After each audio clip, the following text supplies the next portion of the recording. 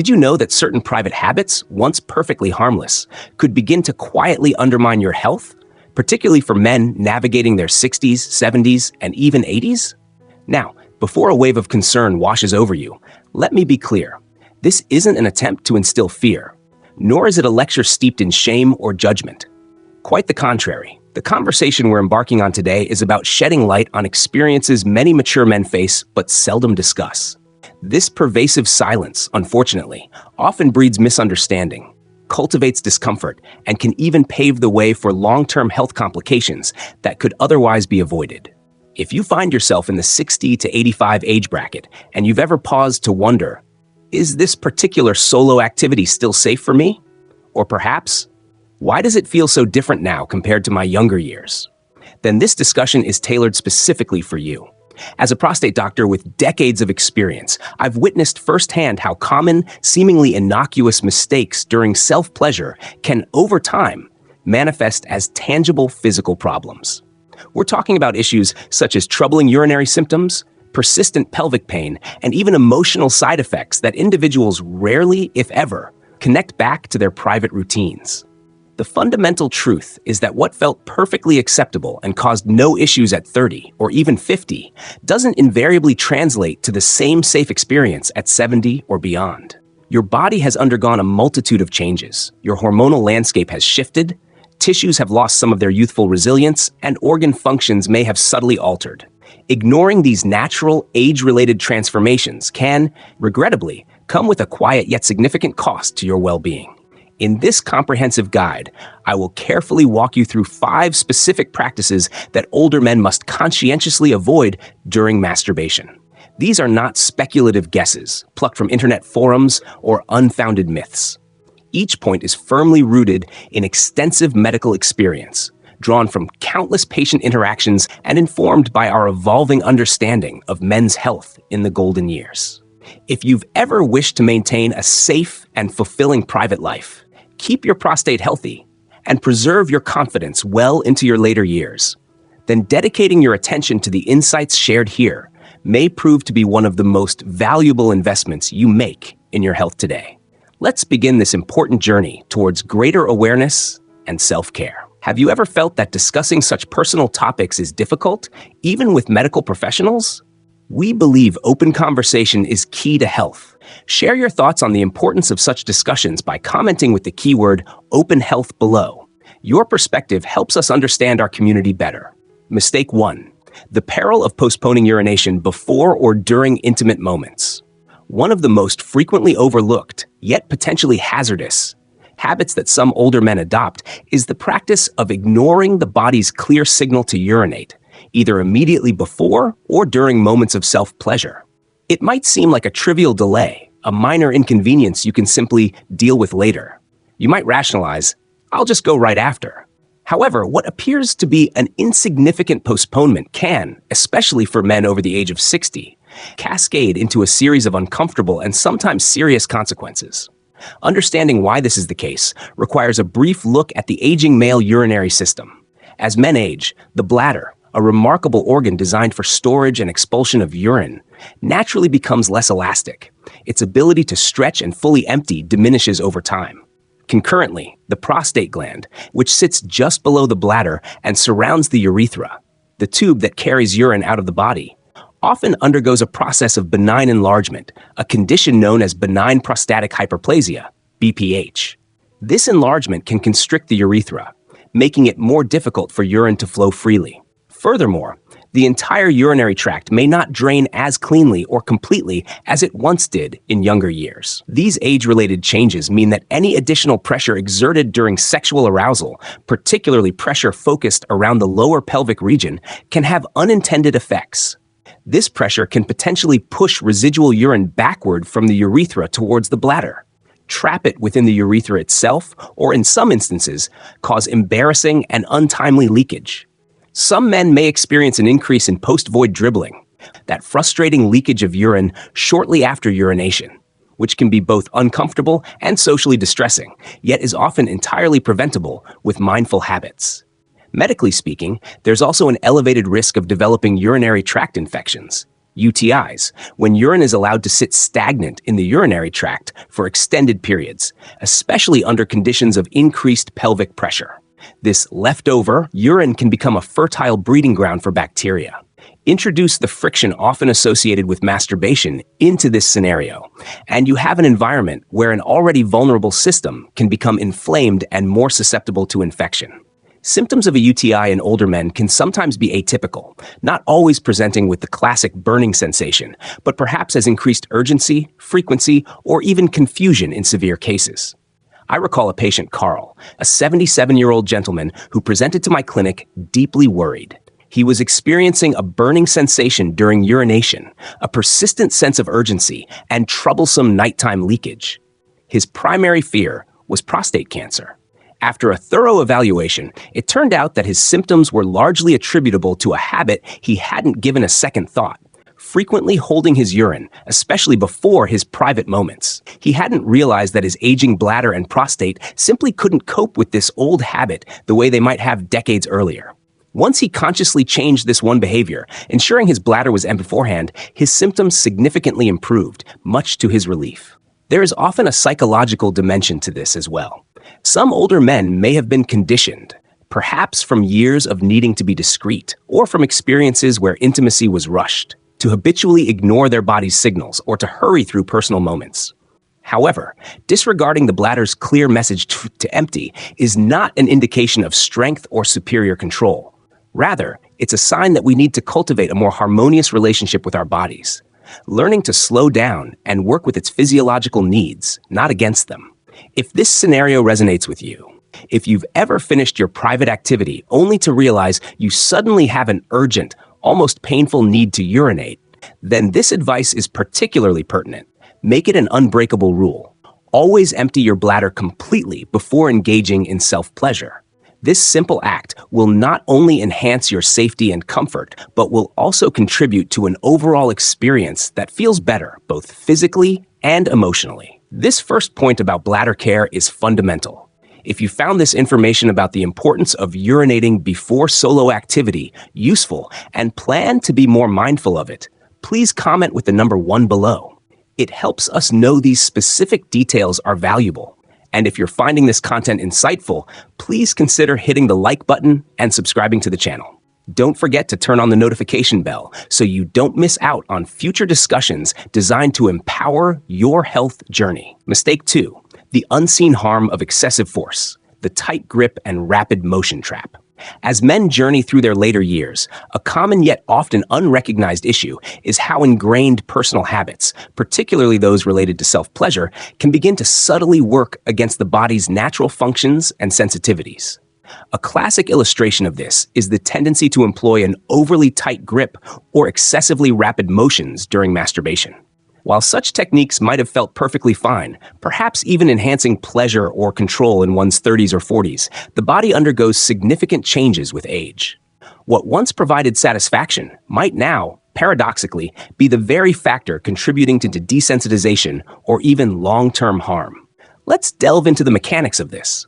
A persistently tight grip creates repeated, concentrated stress on the delicate penile tissues, especially around the shaft and the glans, the head of the penis. Over extended periods, this chronic pressure can lead to a gradual desensitization of the nerves responsible for transmitting pleasurable sensations. Yes, it's a classic case of too much of a good thing, potentially dulling the very signals that used to evoke excitement and arousal. Some men begin to notice, often with considerable distress, that they can no longer respond adequately to a partner's touch or to more gentle forms of stimulation. This isn't necessarily because they've lost interest in intimacy or their partner, but rather because their own overuse of high-intensity pressure during solo activities has inadvertently rewired their sensitivity baseline, making normal stimulation feel underwhelming. There's an informal term that sexual health experts and urologists sometimes use to describe this phenomenon: death grip syndrome. While not an official medical diagnosis, it aptly captures a pattern of learned behavior that many practitioners encounter. I remember a consultation with Henry, a 69-year-old man, who shared his frustration and sadness over not having experienced a truly satisfying intimate moment with his wife for nearly 2 years. Upon careful discussion, it became clear that he had become so accustomed to a very specific, fast, and intensely forceful style of solo pleasure that his brain and body no longer responded effectively to the more nuanced and varied touch involved in partnered intimacy. He hadn't physically broken anything, but he had, in essence, trained his body to only achieve arousal and orgasm under extreme, self-administered conditions. This isn't a path to sexual freedom. It's a self-imposed limitation. The same principle applies to excessive speed. Engaging in overly rapid motions, especially in older age, can place undue strain on the cardiovascular system. This can potentially elevate blood pressure, induce feelings of lightheadedness or dizziness, or even in individuals with pre-existing heart conditions or vulnerabilities, trigger arrhythmias. It's a crucial reminder that you're not 25 anymore. Your body, while still capable of profound pleasure, seeks enjoyment that is harmonious with its current physiological state, not an experience that feels like a punishment or an endurance test. You can still enjoy deep and meaningful self-pleasure by adopting a more intentional, slower, and gentler rhythm. Masturbation isn't a race to the finish line. It's not about getting it over with. At its best, it's an opportunity to connect with yourself in a way that is healthy, safe, respectful, and deeply satisfying. So, the invitation here is to consciously loosen the grip, to slow down the pace. Allow your body to communicate its preferences, and more importantly, cultivate the practice of listening intently to those subtle signals. It's about rediscovering pleasure through gentleness and awareness. The concept of death grip syndrome and its impact on sensitivity is something many might not be aware of. What are your thoughts on how unconscious habits can affect our physical responses over time? Share your insights by commenting with the keyword awareness below. We appreciate hearing diverse perspectives from our community. Mistake 3. Overlooking the whispers. Ignoring prostate warning signs. A significant number of older men do not readily connect their solo pleasure habits with the health of their prostate gland. Yet this connection is more direct and important than commonly perceived. The reality is that masturbation can either be beneficial or detrimental to your prostate's well-being, largely depending on the underlying state of your prostate and how you approach the activity. The most critical mistake in this context is ignoring the subtle early warning signs that your body might be sending, indicating that something within your prostate or surrounding pelvic area might be amiss.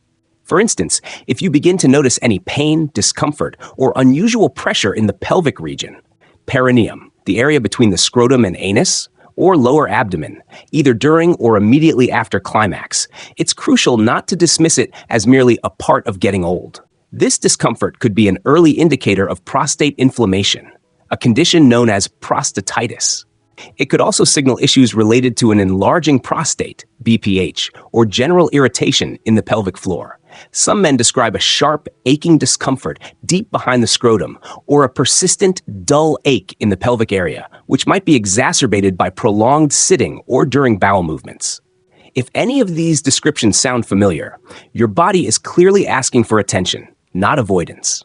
Herein lies the danger. Some men, perhaps out of long-standing habit, embarrassment, or frustration with these new symptoms, may continue their usual masturbation routine even when experiencing pain or discomfort. They might hope it will simply resolve on its own. However, applying repetitive strain or continued pressure to an already inflamed or irritated prostate can significantly worsen the underlying condition. It's akin to attempting to run a race on a twisted ankle. You're not facilitating healing. You're not, but rather slowly causing more damage and prolonging the recovery process. I recall a conversation with Tom, aged 74, who had been ignoring his pelvic discomfort and changes in urination for nearly a year. He had chalked up the symptoms to the inevitable process of aging and continued his personal routines without modification. When he finally sought medical advice, his doctor found clear signs of chronic prostatitis that had unfortunately gone untreated for a considerable period. His subsequent recovery was much longer and more challenging than it likely would have been had he paid attention to those early whispers from his body and sought timely intervention. And it's not solely about overt pain. If you start noticing other changes, such as a visibly weaker urinary stream, an increased need to urinate, frequency, especially during the night, nocturia, or a persistent sensation that your bladder isn't emptying completely after urination, these are all potential signs that your prostate may be enlarged or irritated. Engaging in masturbation, particularly if it involves forceful ejaculation or pressure on the perineum while these symptoms are present, may further aggravate the prostate and delay any natural healing or response to treatment. The key takeaway is simple yet profound. Your body often whispers before it screams. Learn to pay close attention to those subtle whispers, the minor aches, the slight changes in urinary habits. Adjust your practices accordingly. Allow for periods of rest if needed. And most importantly, do not hesitate to bring these symptoms up with your doctor. Voicing these concerns isn't a sign of weakness. It's an act of proactive self-care and intelligence. True strength, especially concerning health, isn't about stubbornly pushing through pain. It's about possessing the wisdom to recognize when to pause, assess, and take appropriate care of what truly matters. The connection between prostate health and private habits is crucial. If you've learned something new about recognizing prostate warning signs and the importance of not ignoring them, please comment with the number 3 below. Your engagement helps us tailor content to your needs. And remember, if these insights are proving beneficial, supporting the channel with a like, subscription, and by activating the notification bell allows us to continue producing valuable health information. Mistake 4. The hidden dangers of harmful aids or inappropriate objects. In the landscape of intimate well-being during older age, what you might choose to use during solo moments can matter just as profoundly as how frequently or in what manner you engage in these activities. Unfortunately, it's not uncommon for some older men, perhaps seeking to enhance sensation or overcome age-related changes in sensitivity, to turn to tools, objects, or various aids that appear harmless on the surface but can quietly inflict real harm over time. This represents one of the most frequently overlooked dangers associated with masturbation in later life, and it warrants careful consideration. A common pitfall involves the uncritical use of lotions, oils, or gels without thoroughly reading and understanding the ingredient labels. What many men don't realize is that certain chemical constituents commonly found in personal care products, particularly those containing alcohol, parabens, phthalates, or strong synthetic fragrances, can significantly irritate the delicate skin of the genital area. These substances can disrupt the natural pH balance of intimate skin, stripping away its protective barrier and potentially triggering allergic reactions or contact dermatitis. For men with aging skin, which naturally tends to be thinner, drier, and more fragile, this kind of chemical irritation can take many days or even weeks to fully heal. If there's already minor, pre-existing damage to the skin barrier, such as microscopic abrasions, it essentially opens a doorway for bacteria to enter, increasing the risk of infection. Then there's the more serious issue of employing inappropriate objects or pressure-inducing tools. Many men, finding that their sensitivity isn't what it was in their younger years, may experiment with ways to intensify the experience. This can sometimes lead to using household items or makeshift devices that were never designed for intimate contact with such sensitive body parts. The risks here are manifold. What might seem like a clever or momentarily satisfying solution could cause microscopic tears in the skin or mucous membranes, induce undue nerve strain, or even crush injuries, or worse, damage delicate blood vessels. For men who are already managing conditions like prostate issues, circulatory problems such as peripheral vascular disease, or diabetes, which can affect nerve sensation and healing, this is akin to playing with a ticking time bomb. The consequences of a seemingly minor injury can be greatly amplified in such cases. I once spoke with a gentleman named Walter, 68 years old, who had quietly and without incident for years used a homemade device to aid his solo experiences. He never perceived any problem until one day, a minor abrasion from the device simply didn't heal as expected. It became infected, leading to a painful condition that required an emergency room visit and several months of treatment to fully recover. The emotional toll, the embarrassment, regret, and prolonged discomfort was, in his words, far heavier than he could have ever anticipated. Even commercially available sex toys, if not selected with care for body-safe materials, and crucially, if not cleaned meticulously and regularly according to instructions, can become breeding grounds for bacteria and other pathogens. For men with potentially compromised immune systems or slower healing capacities, particularly those over 70, this is not a gamble worth taking. Your skin, your delicate tissues, and your prostate all require a greater degree of care, consideration, and gentleness now than ever before. So, what constitutes the wiser, safer path forward? The advice is straightforward. Prioritize products specifically designed for intimate use and formulated for sensitive or aging skin. Always opt for body-safe materials. Avoid anything that feels uncomfortably tight, rough, abrasive, or artificial. When choosing lubricants, lean towards natural, water-based options that are free from harsh chemicals, perfumes, and parabens. And if you are ever unsure about the safety or appropriateness of a product or practice, always err on the side of caution and consult a healthcare professional or a sexual health advisor. You're not being overly cautious or silly by asking. You're being responsible and proactive. Because the seemingly small, private decisions you make in these personal moments can quietly accumulate to either protect or, conversely, harm your long-term health and well-being. The choice of aids and products is often overlooked. If this discussion on using safe items and avoiding harmful ones has been an eye-opener for you, please let us know by commenting with the number 4 below. We value your feedback immensely. And if you're gaining knowledge that you feel is important, do support us with a like, subscribe, and hit that notification bell to stay updated with our future content aimed at promoting informed and healthy living. Mistake 5. The untimely act. Masturbating immediately before sleep without adequate recovery time. As peculiar as it might initially sound, the timing of your private moments, especially as you advance in age, genuinely matters. One common habit that can quietly, yet significantly, affect your quality of rest and overall energy levels the following day is masturbating right before attempting to fall asleep, without allowing your body a sufficient period to calm down, regulate, and recover. This is a nuance often missed, but can have tangible effects on well-being for older adults. Here's the physiological reasoning. Following orgasm, the body typically enters what's known as a parasympathetic state, often referred to as the rest and digest phase, which is generally conducive to relaxation and sleep. However, in older adults, the hormonal shifts, like the surge and subsequent drop in prolactin and other neurochemicals, and the autonomic nervous system's response post-climax, can sometimes deviate from this pattern. Instead of immediate, deep relaxation, some older individuals might find themselves feeling somewhat overstimulated, restless, or experiencing a disruption in their normal sleep architecture.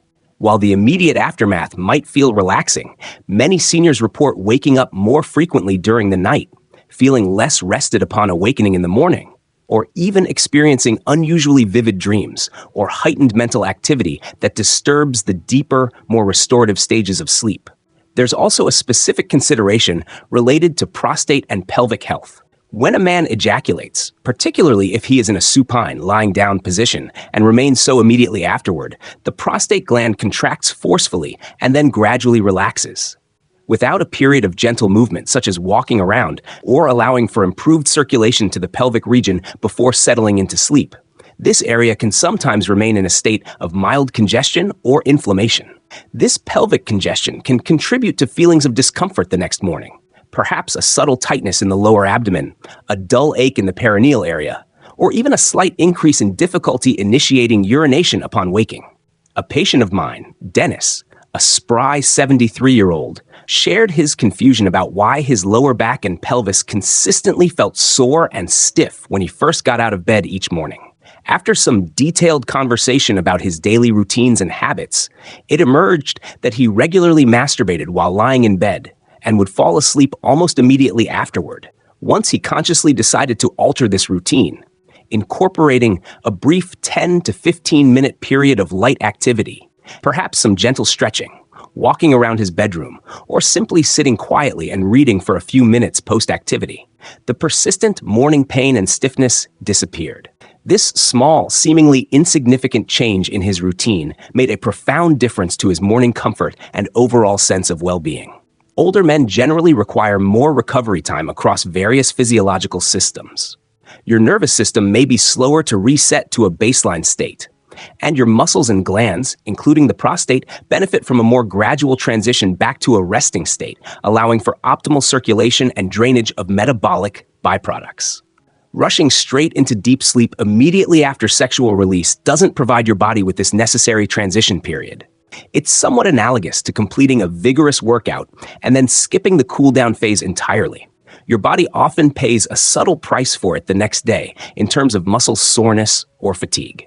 Therefore, if you do choose to engage in self-pleasure in the evening hours, consider following it with a gentle, cool-down ritual. This could involve sitting quietly for a few minutes, practicing some deep diaphragmatic breathing, drinking a small glass of water, or engaging in some light, non-strenuous movement. Such practices help to regulate your hormones more smoothly, calm your nervous system effectively, and ultimately improve the quality and restorative power of your sleep. In the landscape of aging, energy becomes an increasingly precious currency. It's wise not to spend it all in a stimulating activity right before bed and then expect to wake up feeling physiologically rich and fully rejuvenated. The timing of our activities, especially before sleep, can have unexpected impacts. If this insight about allowing recovery time resonates with you or provides a new perspective, please share your thoughts by commenting with the number 5 below. Do you have any personal cool-down routines that you find helpful? We'd love to hear about experiences that could benefit others in our community.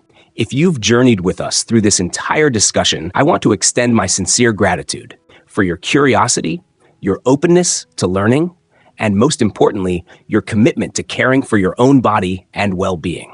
The subject matter we've explored today is not the kind that typically finds its way into everyday conversation, especially among older men. Yet, the undeniable truth is that staying well-informed and making small, consciously wise choices in our private lives can make an extraordinary difference, not merely in the number of years we live, but in the quality and vitality with which we live those years. Masturbation in older age is not inherently wrong, shameful, or something that needs to be hidden or apologized for. It is a natural and normal part of human sexuality and self-expression that can continue to offer pleasure, release, and a sense of connection with oneself throughout life. However, like many aspects of our lives as we navigate the later chapters, it deserves an approach characterized by greater care, heightened awareness, and a deeper kindness towards ourselves and our changing bodies. What may have worked seamlessly and without consequence when you were 30, 40, or even 50 might not function in precisely the same way now. And that is perfectly okay. Your body is different. Your nervous system responds differently, your tissues have different needs, and your hormonal balance has shifted. Honoring these changes, adapting your practices, and listening to your body's wisdom is not a sign of weakness or decline. It is, in fact, a profound demonstration of strength, adaptability, and self-respect. So, I pose this question to you for reflection. Was there a particular insight or piece of information shared in today's article that made you pause and think?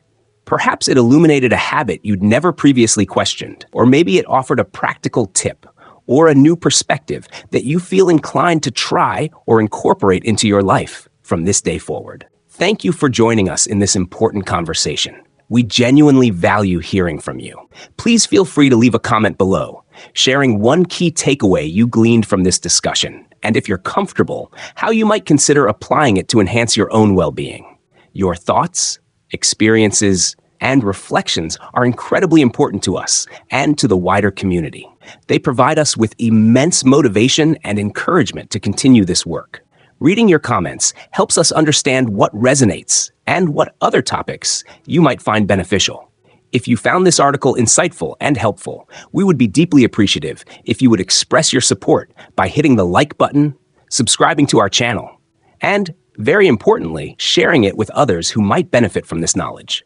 Your support is instrumental in enabling us to continue creating and disseminating good, reliable content designed to inform, inspire, and empower individuals on their health journeys. Thank you once again for your time and attention. After all this analysis, what stands out as the most crucial lesson you've learned for your own self-care? We look forward to reading your thoughts in the comments section. Remember, the journey of self-care and well-being is a continuous one. It often begins with small, mindful steps taken today. We look forward to seeing you in our next article or video, offering further insights for a healthier, more informed life.